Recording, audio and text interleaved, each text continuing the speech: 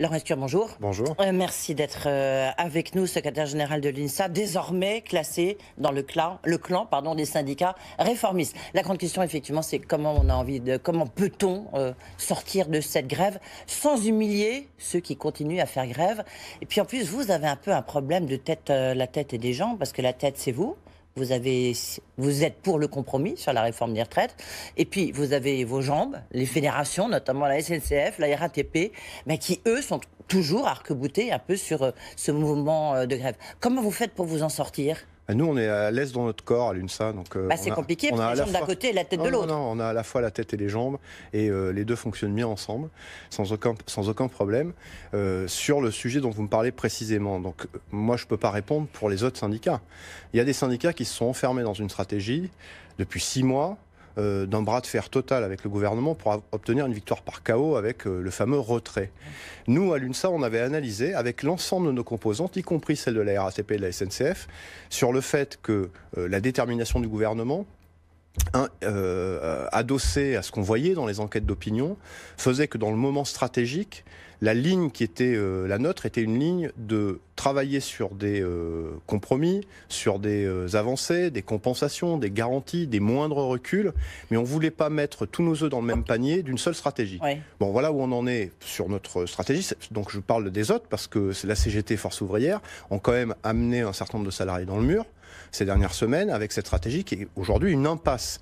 Pour ce qui est de la RATP... Pardon, il y a une impasse, mais est-ce qu'on n'est pas il y a une pente un peu radicale, justement. Sans doute, parce que chaque fois qu'on entraîne des gens, parfois qui sont très sincères dans leur engagement, moi j'ai beaucoup de respect pour tous ceux qui font grève, y compris quotidiennement, c'est pas la difficulté, mais lorsqu'on les entraîne dans une logique, en leur faisant croire que rien n'a bougé, ou en leur faisant croire qu'on va pouvoir obtenir des choses, je pense à la RATP, à la SNCF, et en masquant les avancées, parce que l'UNSA, au niveau national, avait obtenu des garanties auprès des ministères et du gouvernement qui ont eu peine à se traduire dans l'entreprise, voire certains, vous le voyez aujourd'hui, le tram, ça fait plusieurs semaines que sur le tram, la situation est quasiment normalisée. Sur le bus, c'est en bonne voie. Le RER, depuis quelques jours, et le métro, ça s'améliore.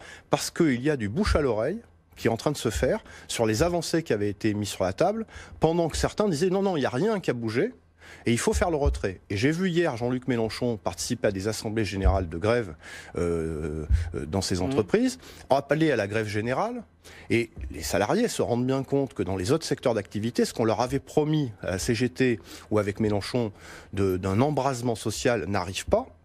Et finalement, ils se rendent compte aujourd'hui que pour certains, ils ont fait un peu grève pour rien. Sauf que c'est pas Jean-Luc Mélenchon qui remplit le frigo à la fin du mois, quoi. Ouais, donc il y a un côté manipulation, vous trouvez, des politiques. Il y a des agitateurs professionnels et il y a une politisation du mouvement. C'est jamais bon. Nous, on est à côté des salariés qui, sincèrement, quelles que soient leurs options politiques, manifestent. On a cherché à obtenir des avancées pour respecter le contrat social. C'est ça la ligne de la RATP UNSA et de la SNCF donc, UNSA. À l'UNSA, on fait deuxième syndicat quand même, chez les cheminots et RATP. Il n'y a plus de mouvement de grève. Vous pensez qu'on est à la fin de ce mouvement ? Je n'en sais rien. Je vois qu'il y a une reprise progressive parce qu'au fur et à mesure que les avancées obtenues sont connues des agents, petit à petit, ils reprennent le travail. Oui. Certains avaient une autre option, y compris peut-être à l'UNSA. Certains avaient été sensibles aux arguments. C'est le bouche à l'oreille qui fait que, du coup, ça... Oui, mais il y a aussi certains qui étaient sensibles et qui pensaient, parce qu'on leur avait vendu ça, on leur avait vendu le fait que l'économie le mouvement social allait s'embraser partout. Et ils se rendent compte qu'aujourd'hui, certains se rendent compte qu'ils ont été peut-être un peu manipulés. Je ne suis pas serein de tout ça parce que ça crée de la rancœur. Ça va créer un climat qui va être mauvais dans l'entreprise. Moi, j'exprime toute ma solidarité avec ces salariés-là. Ils sont en train d'examiner, dépôt par dépôt, ligne de métro par ligne de métro, entre eux, les avancées qui permettent d'avoir des compensations et des garanties. Ça ne veut pas dire que tout est réglé, ni sur la pivot, on va peut-être y revenir, ni sur les autres dossiers. Oui. Mais il y a eu des avancées. C'est bien quand elles sont là qu'on les connaisse. Et c'est bien que les hommes et les femmes politiques arrêtent de manipuler les mouvements sociaux. Il faut, l'âge pivot, il y a des avancées. C'est important ce que vous avez dit. Donc il faut que le gouvernement continue à négocier, avoir des avancées à la SNCF, à la RATP, chez les enseignants. Vous êtes un ex où vous êtes toujours enseignant, du reste, Laurent Escure.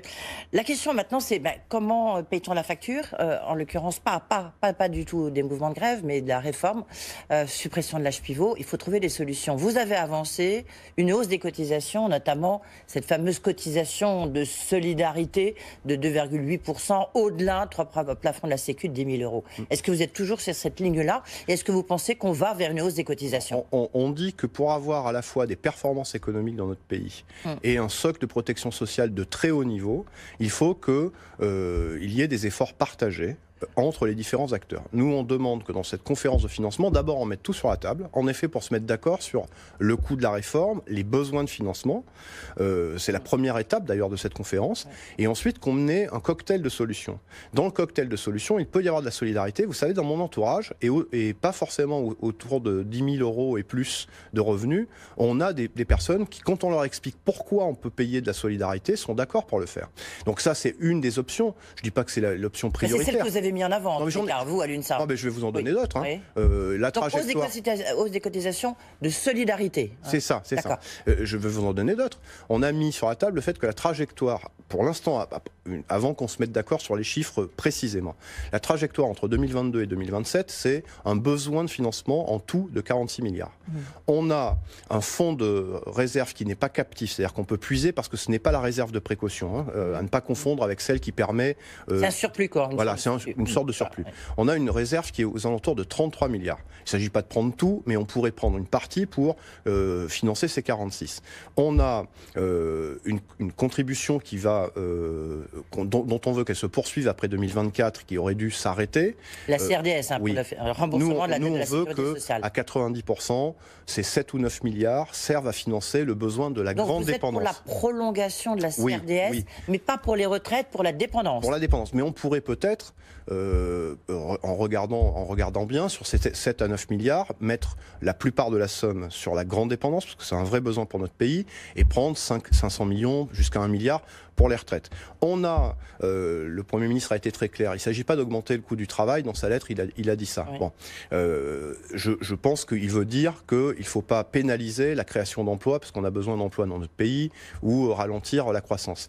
Mais il y a une possibilité pour que les employeurs mettre aussi un peu la main à la poche avec des systèmes de compensation qui seraient faits par l'État sur les cotisations patronales. Et j'ai une deuxième demande à faire aux employeurs, c'est les aménagements de fin de carrière, parce qu'on se rend compte aujourd'hui qu'il y a beaucoup de salariés qui sont au chômage à l'abord de la retraite.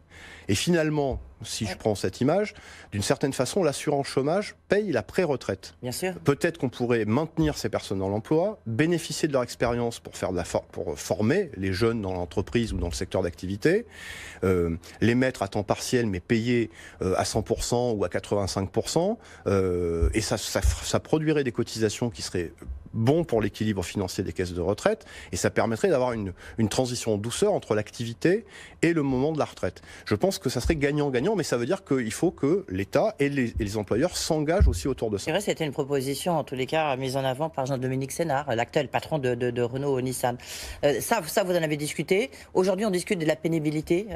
Oui. Pour vous, la pénibilité, donc il y a ces fameux 4 critères, avec le MEDEF qui dit ils sont impossibles à mettre en place individuellement. Est-ce que vous êtes d'accord avec... C'est vrai, en disant il faut peut-être définir des professions qui sont dites pénibles, mais on ne peut pas individuellement mettre en avant des tels critères.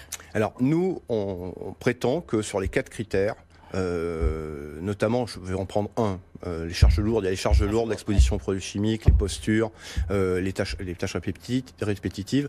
Ces 4 critères, franchement, on pourrait les mesurer. J'ai compris la difficulté d'un certain nombre, plutôt de petites entreprises. Je pense que les petites entreprises peuvent avoir des difficultés à les mesurer, mais nous on prétend qu'il y a des métiers où c'est plus facile. Quand on est déménageur, tout le monde sait qu'on a à la fois des tâches... C'est dans le BTP que c'est plus compliqué. Oui, mais qu'on a des tâches répétitives et des tâches lourdes. Donc ça, c'est un métier qui est facile à identifier. Dans le BTP, c'est plus difficile, mais on doit pouvoir faire des efforts. Est-ce que vous demandez la réintégration de ces 4 critères? Oui, on les demande. Après, il faut se mettre d'accord sur comment on les prend en compte, comment on les mesure. Si ça ne vient pas, on continuera à les demander. Mais en revanche, on veut avancer pour pas qu'il y ait que de la réparation. Parce que le problème aujourd'hui, c'est que quand on souffre dans un emploi pénible, on bénéficie d'un certain nombre d'avancées que quand on a un taux d'invalidité, ce qui est quand même un problème. Pardon, toute dernière question, il nous reste 30 secondes. Donc vous êtes désormais appelé syndicat réformiste, je le disais, peut-être pour éviter le tête-à-tête avec la CFDT et le gouvernement.